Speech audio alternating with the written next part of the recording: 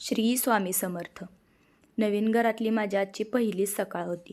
मग सकाळी सकाळी बाहेर आले आणि छानपैकी अगोदर सगळ्या झाडांना पाणी घालून घेतलं.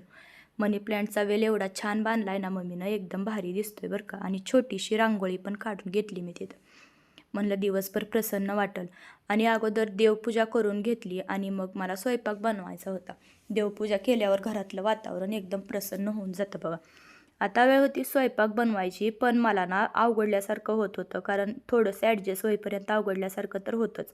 शेंगदाण्याचं कूट पण मी काल बनवलं नव्हतं, मग ते शेंगदाण्याचं कूट पण आजच बनवून घेतलं आणि गॅस व्यवस्थित ठेवून घेतला.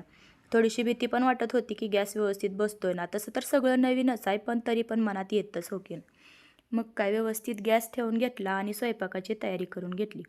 आता शेंगदाण्याचं कूट तर मी बनवून घेतलं होतं आणि तेल पण काढलं. मग म्हटलं भाजी कोणती बनवावी हा विचार माझ्या डोक्यात होताच. तोपर्यंत आठवलं की रात्री नवरोबांनी थोडासा भाजीपाला पण आणला होता. तर तोच व्यवस्थित मी वल्या कपड्यामध्ये ठेवला होता, कारण मी फ्रीज आणलेला नाही त्याच्यामुळं. मग वांगी एकदम छान होती काल आणलेली, म्हणून म्हटलं वांग्याचीच भाजी बनवूया. त्याच्यासाठी पटकन वांगी बाहेर काढली आणि म्हणलं स्वयंपाकाला लागूया. वांग्याच्या भाजीची सगळी तयारी करून घेतली आणि लगेचच वांग्याची भाजी करायला घेतली. आता तसं तर मी तुमच्यासोबत बऱ्याच वेळा वांग्याच्या भाजीची रेसिपी शेअर केलेली आहे, त्याच्यामुळं आज काय केली नाही.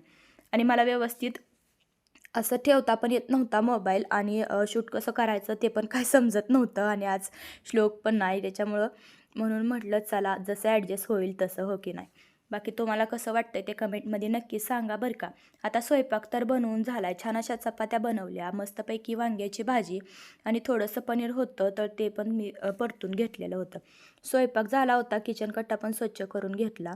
आणि एक महत्त्वाचं काम राहिलं होतं आज. ही पिशवी बघा किती छान आहे ना.